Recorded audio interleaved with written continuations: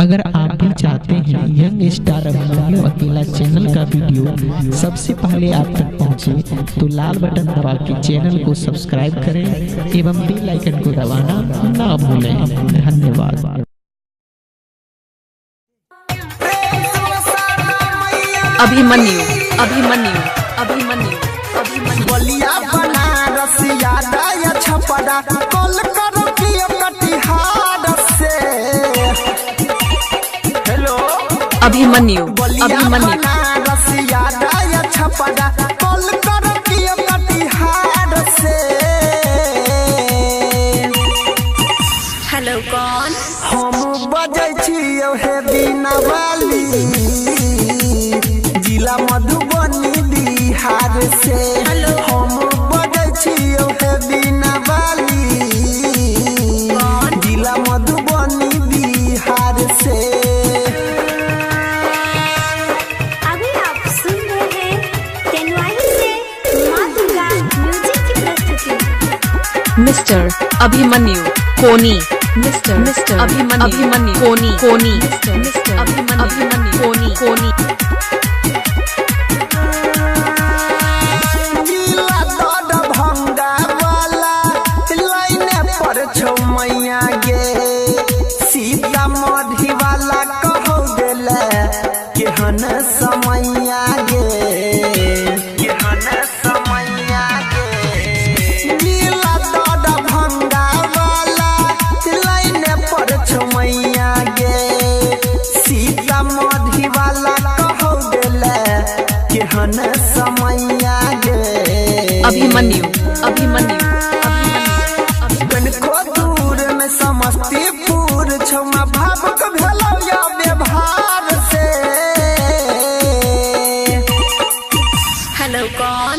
हम बजै छियौ हे बिना वाली, जिला मधुबनी बिहार से। हम बजै छियौ हे बिना वाली, जिला मधुबनी बिहार से।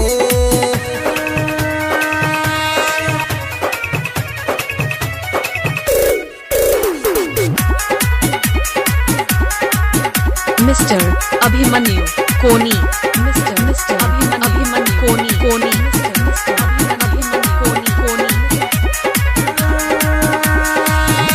सुन लो यही छी मैया भाग्य विधाता है, बड़ा मुश्किल से भेटल मैया आहा के पता है, आहा के पता है। सुन लो वही छी मैया भाग्य विधाता है, बड़ा मुश्किल से भेटल मैया आहा के पता है। कृपा करू ने हे जग जननी, मारल छी विपत के मार से। हेलो कौन? हम बजै छियौ हे बिना वाली, जिला मधुबनी बिहार से। हम बजै छियौ हे बिना वाली, जिला मधुबनी बिहार से।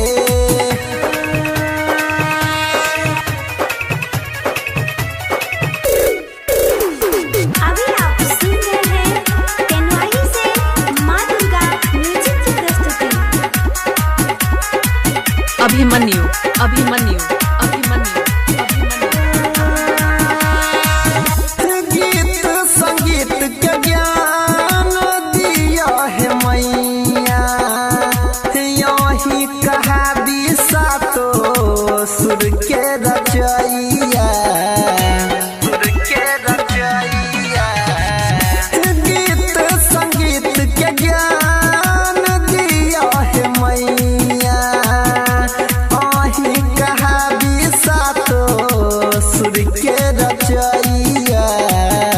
अभिमन्यु अभिमन्यु अभिमन्यु गायक अनिल रमेश कहैया आगू बढ़ब यही के प्यार से। हेलो कौन? हम बजै छियौ हे बिना वाली, जिला मधुबनी बिहार बिहार से हम बजै छियो हे बिना बाली जिला मधुबनी बिहार से डीजे प्रवीण मिस्टर अभिमन्यु कोनी मिस्टर अभिमन्यु